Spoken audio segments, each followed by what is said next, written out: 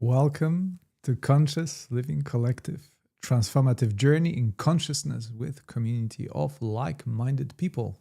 That is you. My name is Tomek. I'm a teacher here on Insight Timer, also a scientist and transformation coach. In this live session, we blend the latest in scientific research, the deep wisdom of mindfulness, and the art of fulfilled living. As always, CLC is an invitation for you to have your own first-hand direct experience and emerge on the other side with renewed sense of purpose and well-being. Welcome, welcome, welcome to yet another session of Conscious Living Collective, or as we call it, CLC. Very good to see you all. As always, I want to start by acknowledging my wonderful, wonderful patrons that have been holding space for me in these sessions for a very long time. Hello, Seth. Hello, Pavane. Hello, Carmela. Just by the look of this, so many of you already here. Seth, Pavane, Carmela. So far. Also, regulars. Hello, Meg. Hello, Karen. We have also, hello, Anne. We have also first-timers, which I want to welcome very warmly because you are always welcome. And I hope this experience for you will be wonderful. So help me in welcoming all the newcomers. Hello, Ilyana.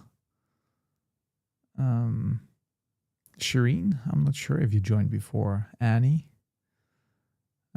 Anyway, we always start with greetings because, Shireen is for the first time. Yeah, Maggie. Beautiful. Jennifer, I'm sorry if I mispronounce your name. I hope I didn't. The reason I'm asking for the first timers so I can explain how CLC works. We've been gathering for a very, very long time. CLC was not always called Conscious Living Collective, but I think my mission as a teacher is and has been for a while, and now it is stronger than ever, to bring community of like-minded people together. And today it's a fantastic topic to explain why this is important. But before I jump, once again, I want to explain that we talk about meaningful, important topics that are relevant to your life directly in a way that you can apply it right here, right now, not later, not in a month, not maybe somewhere in the future, but right here, right now. I want to make these sessions as relevant as possible. And your presence here is the first and most important ingredient of this session.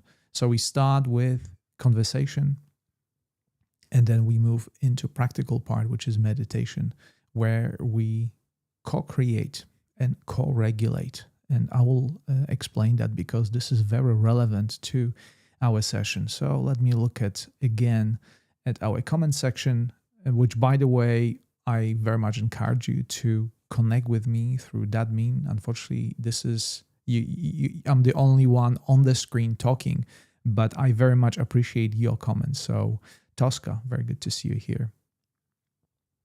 Tov for the first time. Hello, Tov. Has been here before. So I remember your icon. I remember your picture. Rebecca. Hello, Rebecca. Welcome to CLC. And I want to start by linking today's session, which topic is how to be yourself in any relationship, with our previous two sessions. Because when I prepare to the sessions, I work in triads. I work in kind of 3 session segments that contain kind of a hierarchy, and we building from bottom up. So we started with acknowledging and recognizing the self-criticism that is very important part of our makeup, biological and neurological makeup, and how the inner critic operates from the level of self-reference. So the persona, we introduced concept of persona, that is essentially how we think about ourselves and how we think about the world. The fact that this picture, this story, last week we talked about the backstage and the front stage, how the story that is in your mind is not really yours. It's something that you picked up very early usually, and you unconsciously have been using it ever since. And we all do it because we live in a collective. We are not disconnected. As a matter of fact, we are connected. And the story is so prevalent, whether it's beneficial or not beneficial to our well-being. And that is connected in turn to self-worth. And self-worth is the foundation for everything that we've been talking about, because self-critic is particularly loud, where in people, including me, where the foundation of self-worth was never examined, and the kind of foundations of self-worth were never examined. So, oh, hello, Austin, another wonderful patron of mine. Very good to see you here. And, oh, this is a wonderful name. Alike. This is my try on you. Alike, please give me thumbs up or thumbs down on pronouncing your name. In your name, there's a umlaut on the E. Alika. Alika. Yes. Okay. Thank you for correcting me. Welcome. Sadly, I have not seen you here before, so a very warm welcome to CLC, to Conscious Living Collective. Okay, so like I said, today's session builds on the past two sessions, but even if you missed it, it's okay, because you can always check my YouTube channel, to which I stream these sessions, and you can rewatch them there at any given moment. So that's absolutely fine. Besides, I'll be also talking about and making those references back to our sessions, because some of those things are repetitive, not because I want to repeat myself, but simply everything is connected.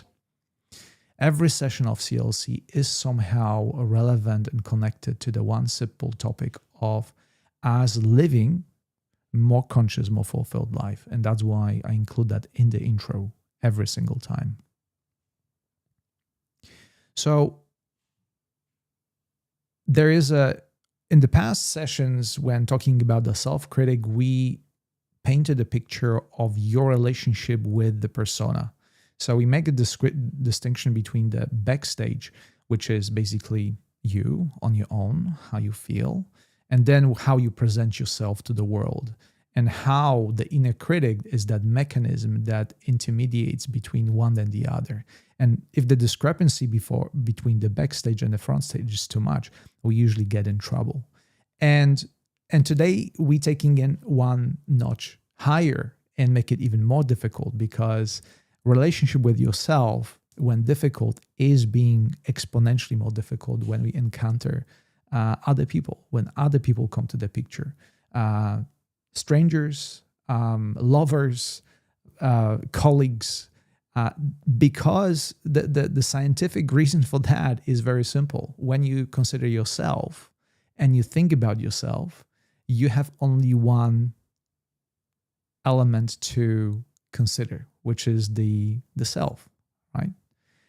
So the variable is your nervous system and you relating to your physiology and biology. When other people come to the picture, you all of a sudden, your brain, your nervous system have more than one variable to consider. And that variable is very complex, because it's not only your own state, but also your reading of others, how they are feeling, what they are thinking, whether they are okay with me, whether they are okay with others. So the network of relationality and the amount of information that your nervous system and your brain has to compute increases dramatically. And this is very important in the context of of our Conscious Living Collective, because we are here to, when you show up to Conscious Living Collective, this is very important, particularly to first timers. When you show up here, whether you want it or not, when you recognize it or not, you start co-regulating. And co-regulation is it's a very interesting term, scientific term, that describes that even though I am the only one that you see on the screen and everybody else shows up in the form of a small picture or a name, what happens is that our nervous systems start synchronizing, co-regulating, start aligning in a subtle way, but significant way. And this is the power, I want to say, of Conscious Living Collective, because when you go outside to the world, whether it's a workspace, when it's a relationship with your partner, with your spouses, with your friends, you don't know what you may encounter, not always. But I am, as a facilitator of Conscious Living Collective, I am making sure, and this is my huge aim, big aim, important aim, to create an environment where you can feel as much of yourself as you can. So we're taking away a lot of these, I would say, bumps that you would encounter when you go outside, when you go in a very often a hostile environment, right? Where you are a stranger among strangers. This is so, that's why importance of the finding your community. The reason why we come here regularly every Monday or Sunday, depends on your time zone, and discuss these topics in a very safe, intentionally safe environment where you can feel, it will encourage you continuously to be yourself, be your authentic self, is tremendously important. And I will indeed explain today why this is so important. Samastar, welcome. I'm glad you are here. So first thing, co-regulation that is happening in this very moment. For those of you who are joining for the first time, and for those of you who come here on a regular basis, if you come here on a regular basis, this co-regulation is faster because your nervous system and your mind are already familiar with this space that we co-create. You know people, as I do. That's why I always introduce my patrons, because you've been with me for so long. And we meet also outside of the CLC. We have a group that meets every week, and we talk to each other, still over internet, but at least we see each other.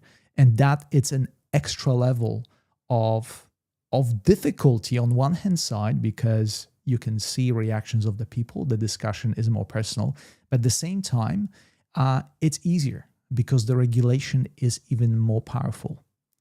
And in here, I let you decide, in a sense, how far you want to take it.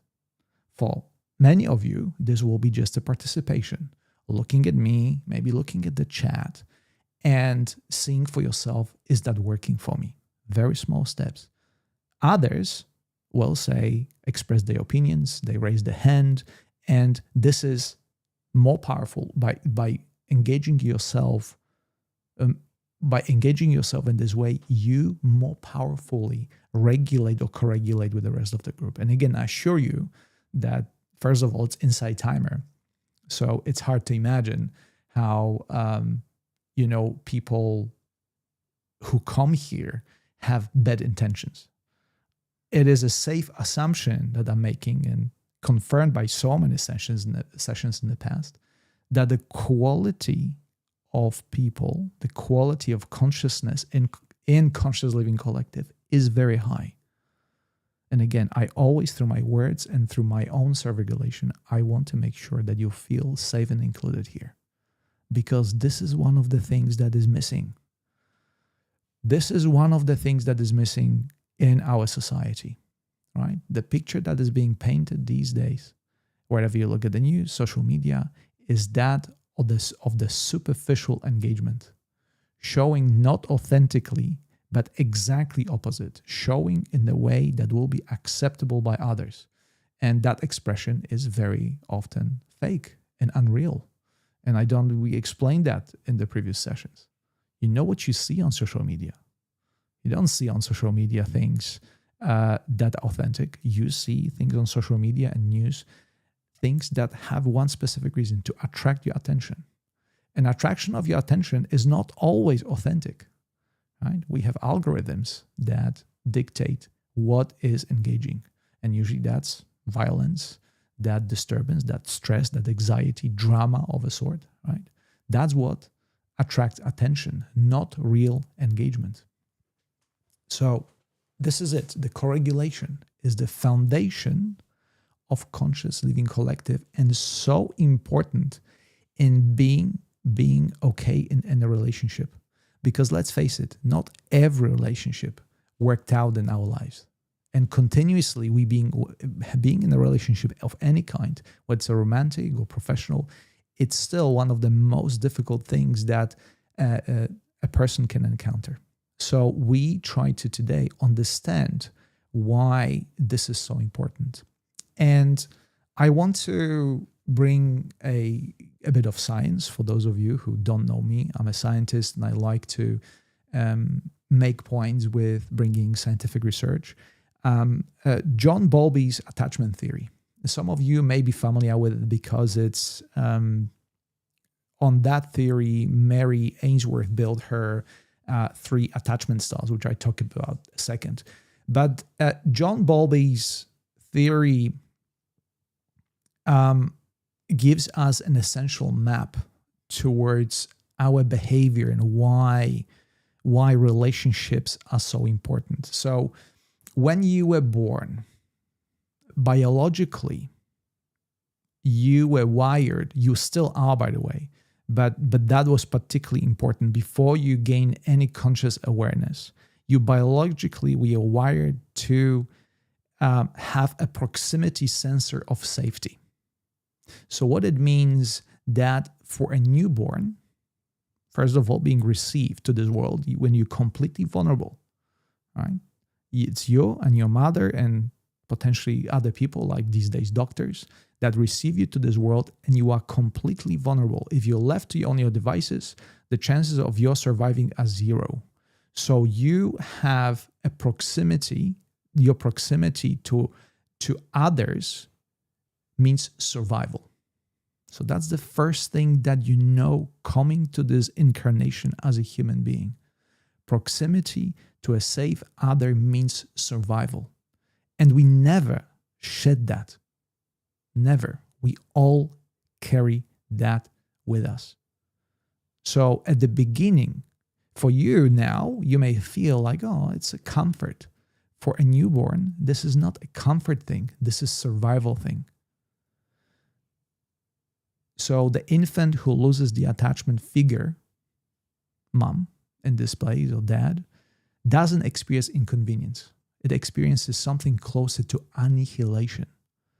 And we all know how your nervous system responds to a threat of annihilation or death or danger. It immediately jumps up, fight, flight, or freeze.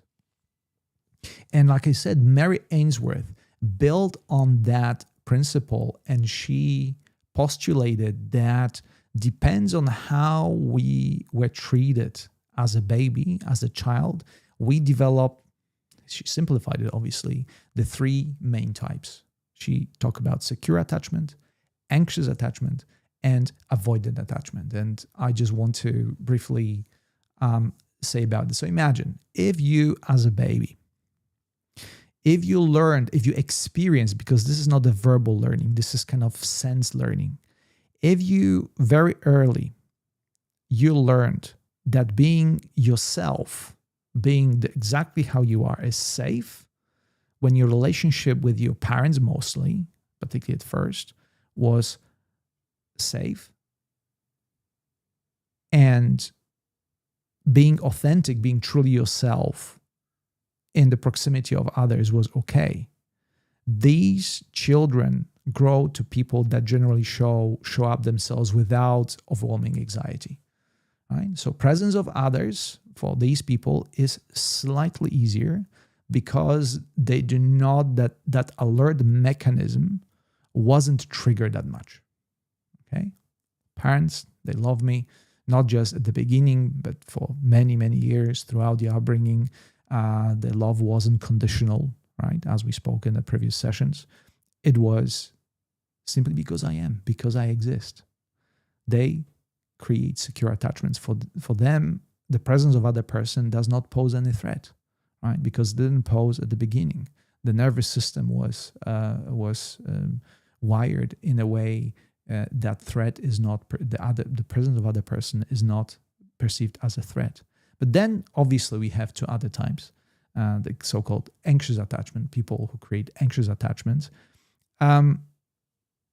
which is, I think it's most of us. These are the people that learn from the very beginning that connection is inconsistent. So yeah, we love you, everything is okay, but well, if you misbehave, then the love is being withdrawn, right? So we understand that as adults, right? That every action has a consequences, but baby does not understand that, right? Baby simply just soaks things in, right? Wires the nervous system and the entire body in a way. So sometimes being yourself was met with warmth, and sometimes was met with withdrawal. It's like a training. And so the strategy, as a result, what Mary Ainsworth says, that strategy that people who upbringing was resembled that inconsistent connection, they developed that monitoring. They monitor constantly. We spoke about one of the sessions about amygdala, that it's the radar constantly on, ready to receive a signal for danger. So in people that upbringing wasn't consistent, they develop anxious attachment. They monitor constantly, perform to maintain closeness, suppress what might create distance. All right. And for these people, the inner critic that we spoke about is very loud, right? It's very loud because that threat of abandonment that I talk about, John Bowlby's theory for children and infants that are wired. We all are wired towards that proximity. We connect proximity and safety. For people with anxious attachment, the inner critic is very loud. So you have most likely, and feel free to share if you felt it in your life, where something happens and immediately you jump, your nervous system reacts, and the threat of abandonment feels ever present. So you're always on your guard. And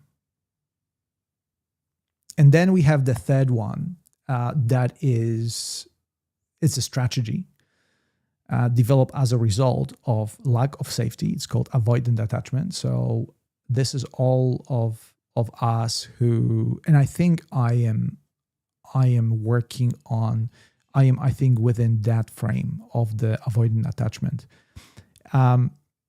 So these are the people who learned that needing closeness was unsafe.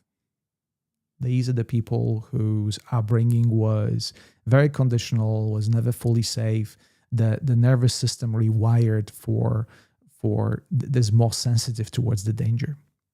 So all these are people that for whom vulnerability was met with rejection or overwhelming intrusion. Okay, and the strategy as a result of that developed was become self-sufficient. And I can recognize in myself, I always want to crave for that self-sufficiency, and I recognize more and more why.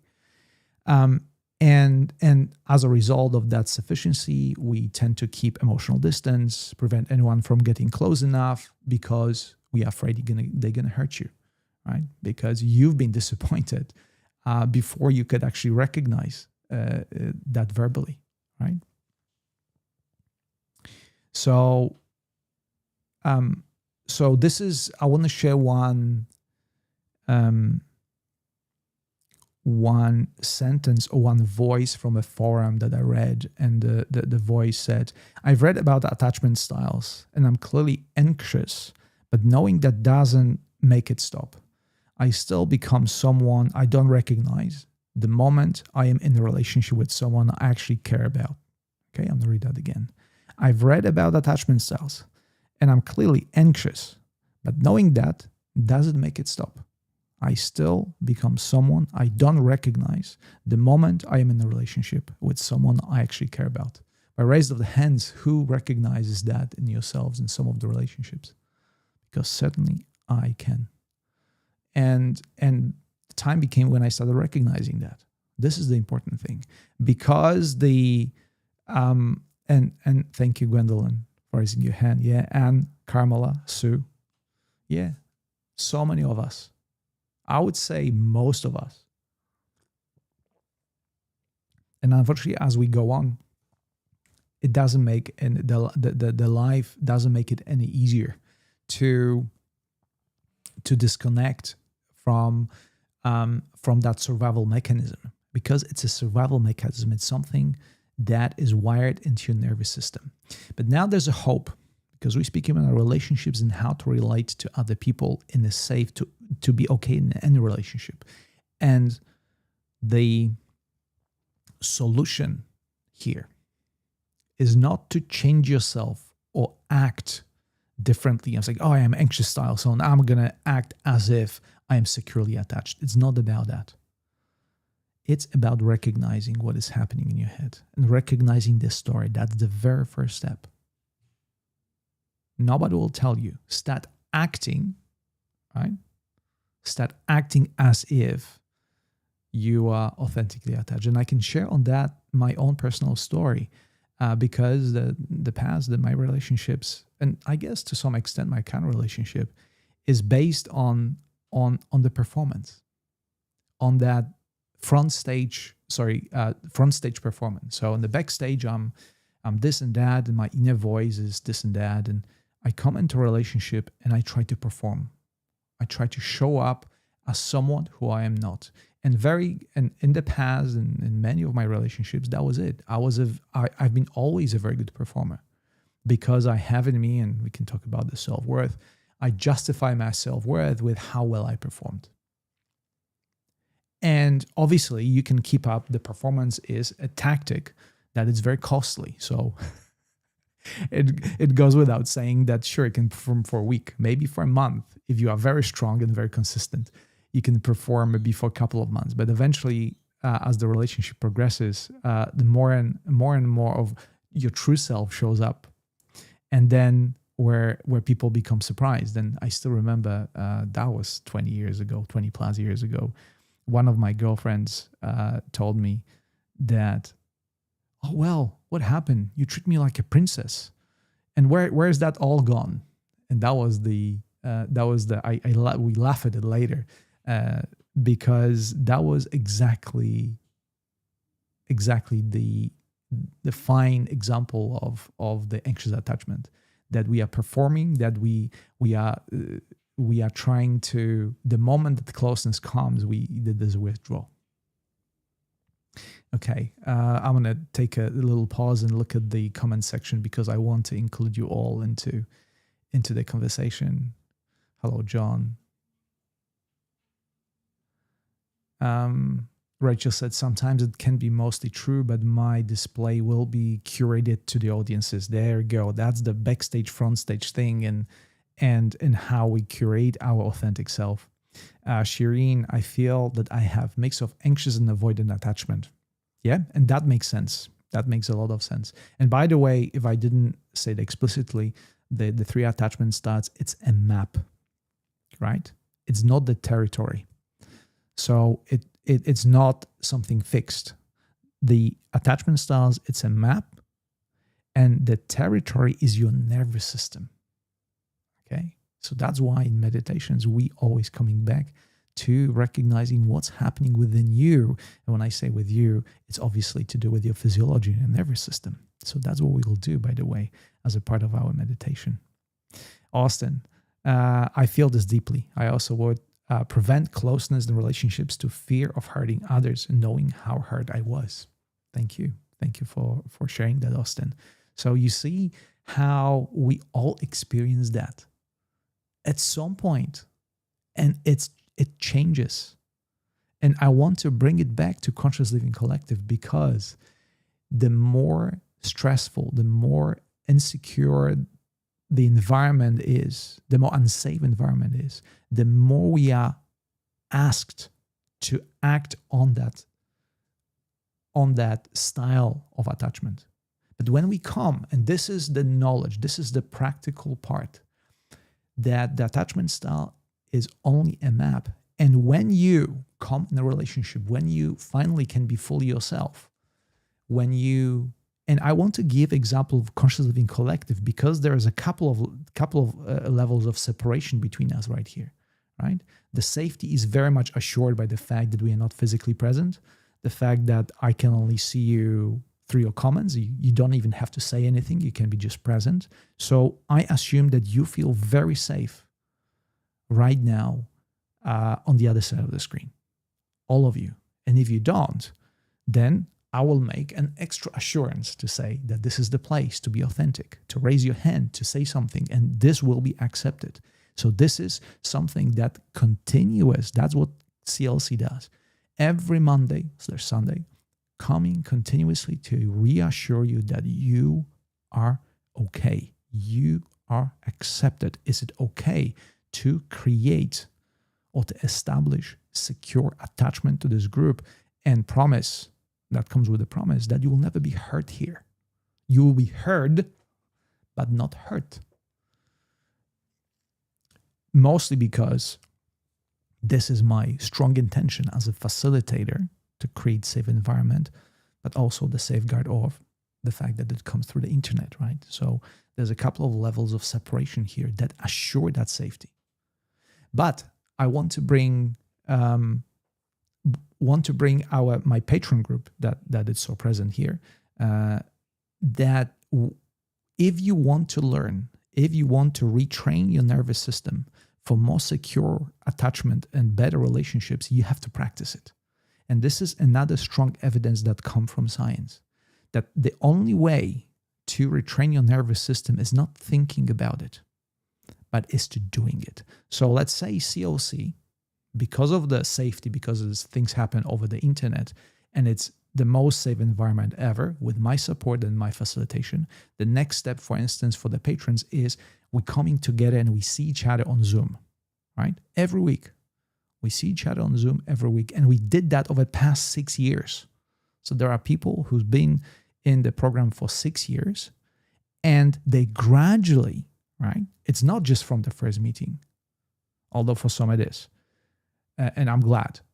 But it took time to establish that I'm safe in this space, right? You still are separated by a distance, right? It happens on the internet, but it's more vulnerable because we see each other, we speak, right? We speak out loud, but you train yourself. It is okay to be here. And when you recognize that, that's why the power of community, right? That's why I always highlight the power of community. When you can create healthy attachment without being yourself, being able to feel vulnerable, that's what opens up you. That what opens up all of us. So using an example of our Patreon program, after a couple of years of meeting online, some of us took it yet to the next level. And I am very happy to report that many of the patrons met in person, without sharing any details, but you know who I'm thinking of right now. They met in person, and I was privileged to meet some of my patrons and friends in person here in Australia, which was absolutely phenomenal. And that's yet another level, because there's the uncertainty, the fear comes. Okay, how it's going to be, and then after repetition, you recognize your nervous system it's safe, right? So relationship, being safe in any relationship it's a trial by fire sometimes. But my intention is that actually there's no trial. It's just human interaction. It's just coming together in a safe space, knowing that everything's going to be all right. And this is the difference. Okay, let me look at the... hello, Jackie. Austin, a productivity-based worth is daily conversation I try to have with myself.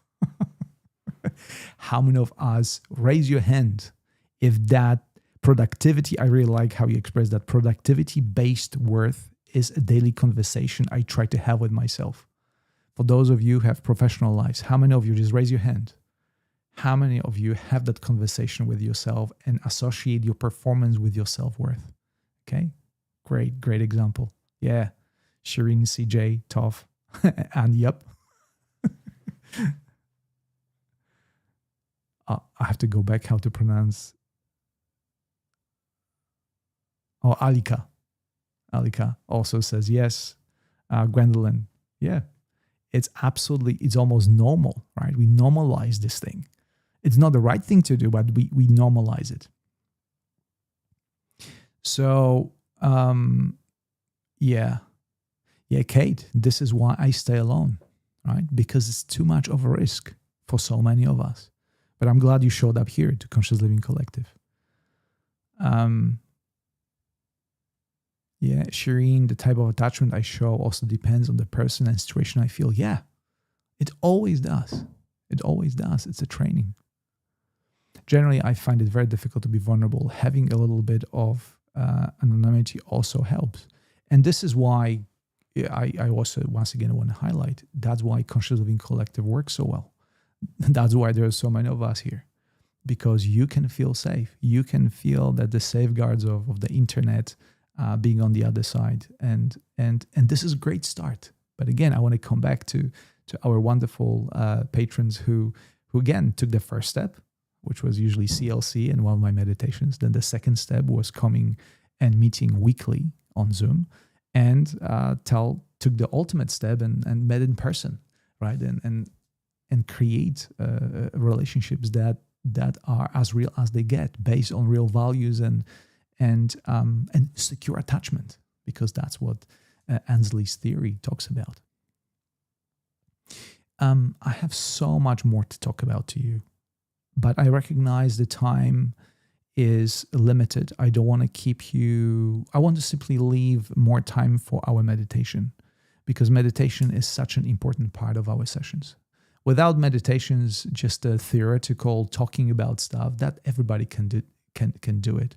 But again, a very foundation of CLC is the first-hand experience. I always mention that in the introduction. So this session is no different. So let us meditate. And I apologize for if I missed. So a Sadhguru quote today: "A partner is not a destination, but a fellow traveler." Yeah, that's a good one.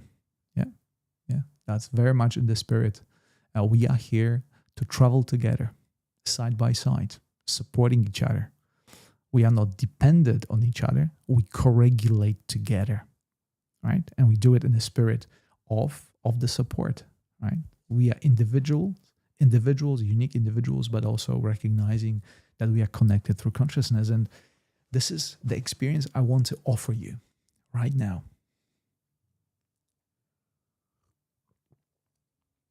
So please raise your hand if you're ready for meditation.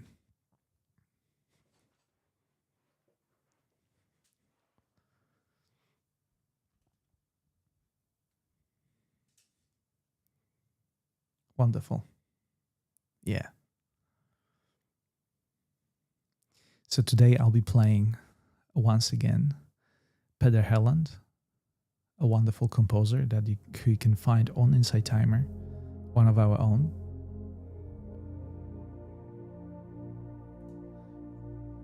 And let's jump in right into it.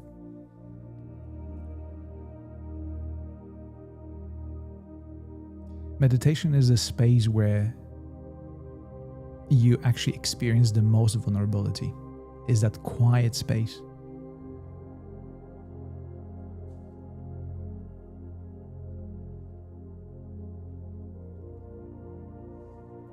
I will switch to meditation screen. That signifies that we are now moved into meditation part of our session.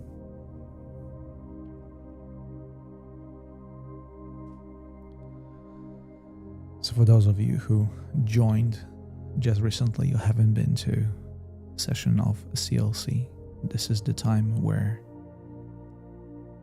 the biggest part of co-regulation happens. Paradoxically, when you close your eyes, when you choose to sit in silence,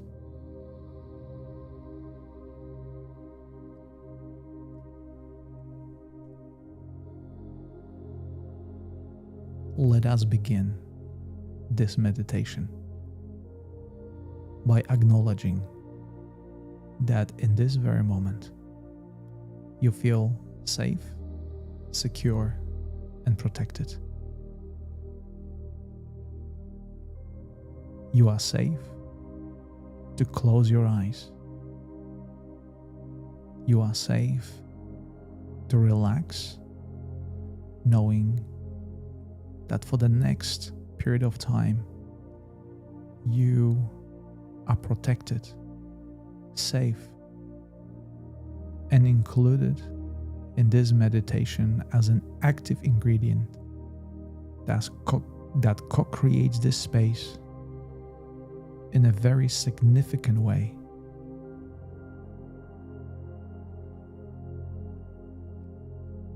Rest your feet on the floor in a way that makes you feel grounded and at ease. Put your hands in your lap.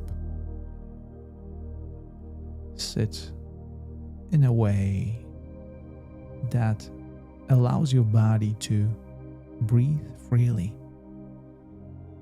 to get as much oxygen as is needed for your entire body to function beautifully.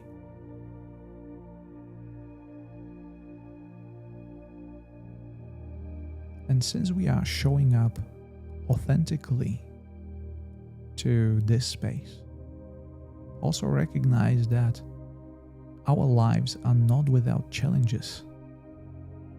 And these challenges create conditions within your body that right now you can recognize as tension, heaviness, inner discomfort.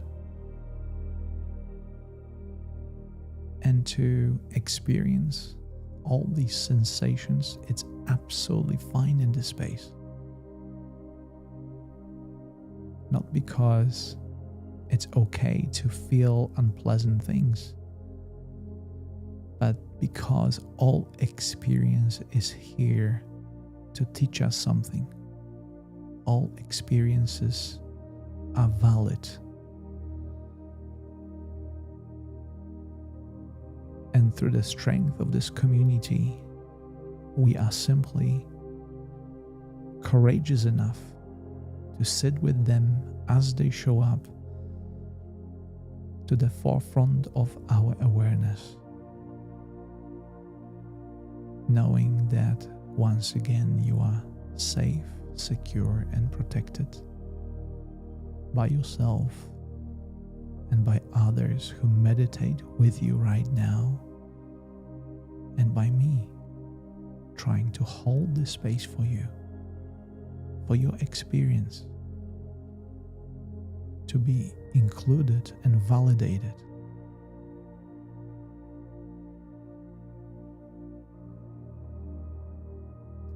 At any point, feel free to take a deeper breath. If you feel like you're holding on to something and you are indeed in need of a release, that out breath after deep inhale will allow you to shed some of that tension in the most powerful way through the power of your physiology. because every time you exhale, your muscles naturally relax, also slightly.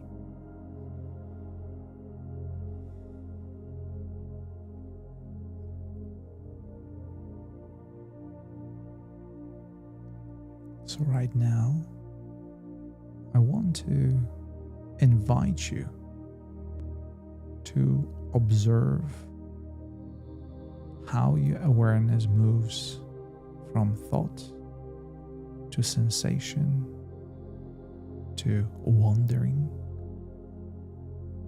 and allow yourself to feel free to experience that flow in your own unique way, as I am here by your side, supported by everybody else who meditates right now. And I will bring you back when the time is up.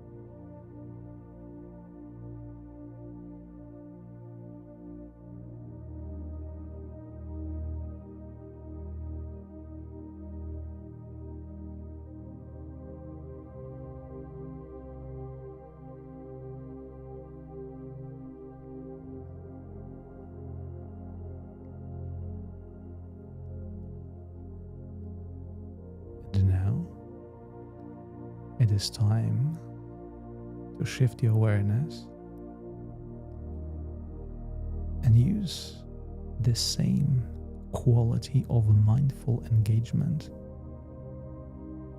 connecting with your senses, starting with the field of vision, through your closed eyelids, perceiving brighter and darker spots, through your hearing, connecting with the sound of music, and how soothing these frequencies sound to your awareness, designed to support you.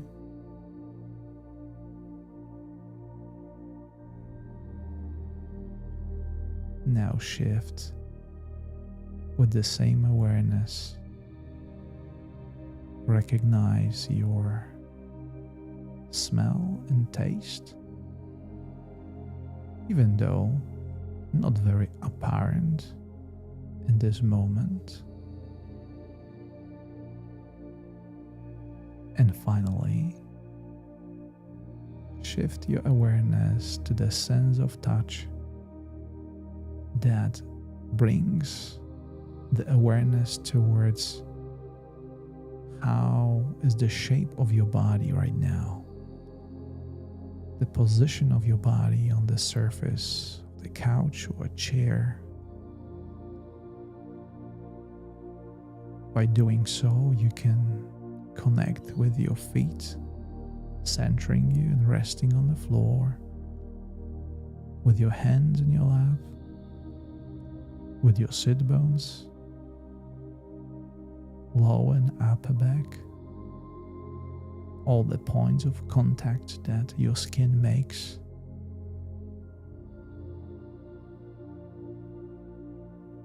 And finally, you can introduce gentle movement, starting with wiggling your toes, gently moving your fingers, very, very gently tilting your head to the left so you can feel muscles in your neck stretching, tilting your head to the right, feeling the stretch on the other side, back to the center, and with one deep cleansing breath, finish this up, breathing in through your nose and exhaling through your mouth.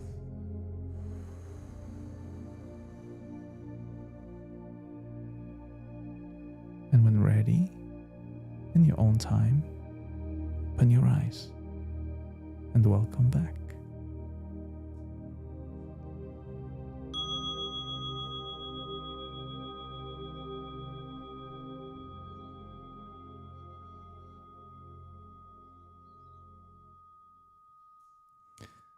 Thank you so much for meditating with me.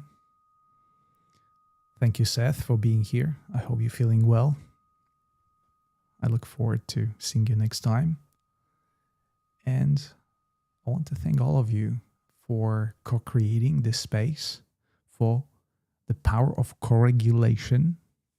You are all the active ingredient in this meditation, the power of collective, the power of CLC. Thank you so much. For those of you who experience something important, this is time to share it in 1 or 2 words. Feel free to say. I'm going to start by saying that a lot of this experience I felt in my solar plexus. There was times of mind wandering, and it was very easy to get out of it. And I really contribute that to your presence. So thank you.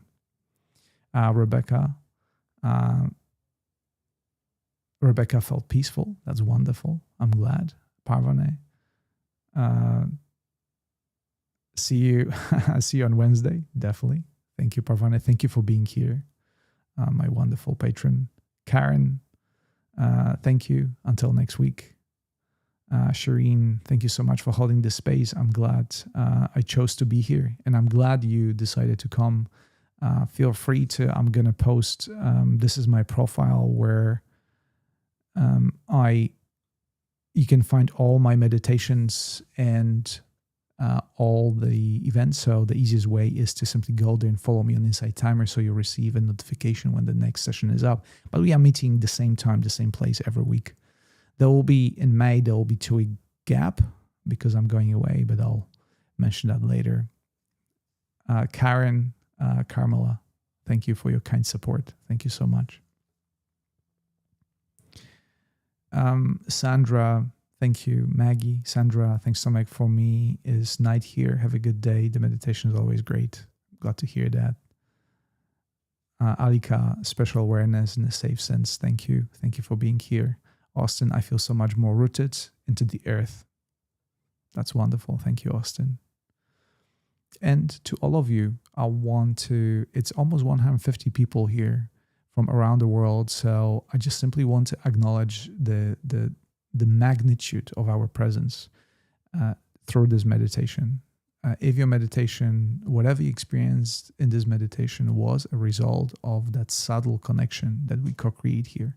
So I look forward to next week session, and once again holding the space for all of you, and the chance to reconnect and feel safe and feel authentic in the spirit of the values of Conscious Living Collective. Seth, thank you so much for your kind support. So I want to finish on this. And if you have any questions, or if you want to contact me, you can do it through my profile, through Insight Timer, or send me a message. There are some different ways of doing it. If you wish to consider joining Patreon, that's possible too, through my website and the link in my profile.